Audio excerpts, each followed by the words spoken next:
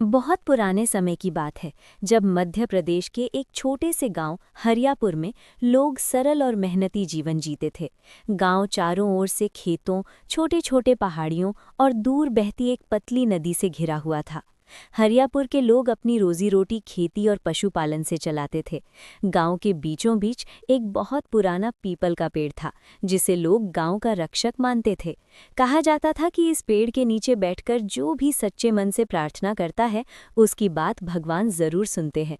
हर शाम गांव के बुजुर्ग उसी पेड़ के नीचे इकट्ठा होते, पुराने समय की कहानियां सुनाते और बच्चे उनके आसपास खेलते रहते। उस समय न तो मोबाइल थे और न ही कोई बड़ी सुविधाएं, लेकिन लोगों के दिलों में सच्चाई और अपनापन भरा हुआ था। हरियापुर गांव की सबसे बड़ी समस्या थी पानी की कमी। नदी गांव से काफी दूर थी और बरसात भी समय पर नहीं होती थी। कई बार ऐसा होता कि किसान अपनी पूरी मेहनत के बावजूद अच्छी फसल नहीं उगा पाते। जब सूखा पड़ता तो खेतों की मिट्टी फट जाती, पशुओं को चारा नहीं मिलता और लोगों के चेहरों पर चिंता की लकीरें साफ दिखाई देती। फिर भी गांव के लोग उम्मीद नहीं छोड़ते थे और हर साल अच्छी बारिश की प्रार्थना करते थे। इसी गांव में एक नौजवान किसान रहता था जिसका नाम रमेश था। रमेश की उम्र लगभग 28 साल थी। वो बहुत मेहनती, ईमानदार और शांत स्वभाव का इंसान था। उसके पिता का देहांत कई साल पहले हो चुका था, इसलिए घर की सारी जिम्मेदारी उसी पर थी। उसके परिवार में उसकी विधवा माँ शांति देवी और उसकी छोटी बहन लक्ष्मी रहती थीं। शांति देवी बहुत समझदार और धैर्यवान महिला थीं। उन्होंने हमेशा अपने बेटे को सच्चाई और मेहनत का रास्ता अपनाने की शिक्षा दी थी।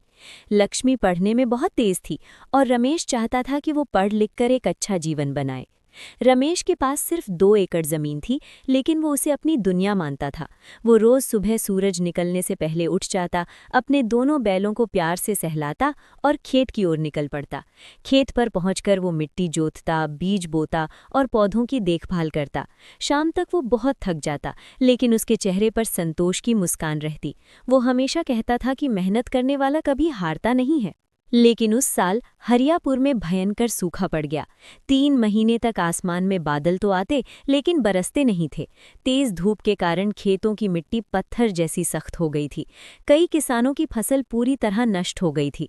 पशु कमजोर हो गए थे और कई घरों में खाने की कमी होने लगी थी। गांव के लोग बहुत परेशान थे। कई लोग एक दूसरे को दोष देने लगे थे, तो कुछ लोग किस्मत को कोसते थे। रमेश भी परेशान था, लेकिन उसने उम्मीद नहीं छोड़ी। वो रोज सुबह पीपल के पेड़ के नीचे जाकर भगवान से प्रार्थना करता, हे भगवान, हमें इतनी बारिश दे दो कि हम सबका जीवन फिर से खुशहाल हो जाए। उसकी माँ उसे समझाती कि बेटा इतनी मेहनत मत कर, जब पानी ही नहीं है तो फसल कैसे उगेगी। लेकिन रमेश हमेशा मुस्कुराकर कहता, माँ, अगर हम कोशिश करना छोड़ देंगे तो भगवान भी हमारी मदद नहीं करेंगे। एक दिन दोपहर को जब रमेश खेत से वापस लौट रहा था, उसने गांव के किनारे एक छोटी सी झोंपड़ी देखी। वहां एक नई औरत अपने छोटे बेटे के साथ रहने आई थी। उसका नाम सावित्री था। सावित्री विधवा थी और बहुत मुश्किल हालात में वहां आई थी। वो दिन भर मजदूरी करती और रात को अपने बेटे को पढ़ाती थी। गांव के लोग उसे ज्यादा पसंद नहीं करते थे, क्योंकि वो बाहर की थी और उसके पास अपनी जमीन भी नहीं थी।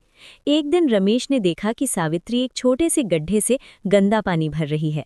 वो पानी पीने लायक भी नहीं था, लेकिन मजबूरी में वो उसी पानी को कपड़े से छानकर इस्तेमाल कर रही थी। ये देखकर रमेश का दिल पसीज गया। उसने तुरंत अपने घर से एक बड़ा मटका लाकर उसे साफ पानी दिया। उसने कहा, आज से आप मेरे खेत के कुएं से पानी ले सकती हैं, कोई आपको रोकेगा नहीं। सावित्री की आंखों में आंसू आ गए। उसने पहली बार मुस्कुराते हुए कहा, आप बहुत अच्छे इंसान हैं, भगवान आपको जरूर खुश रखेंगे। धीरे धीरे सावित्री और रमेश के बीच बातचीत होने लगी। सावित्री ने बताया कि उसके पुराने गांव में लोग मिलकर छोटे छोटे तालाब बनाते थे, जिससे सूखे के समय भी पानी की कमी नहीं होती थी। रमेश को ये बात बहुत अच्छी लगी। उसने सोचा कि अगर हरियापुर में भी ऐसा हो जाए तो किसी को पानी की कमी नहीं होगी।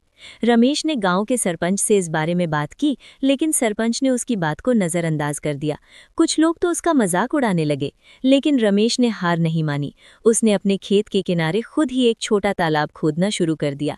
दिन भर वो मिट्टी निकालता और शाम को सावित्री उसकी मदद करती। लक्ष्मी भी स्कूल से आकर सावित्री के बेटे को पढ़ाती।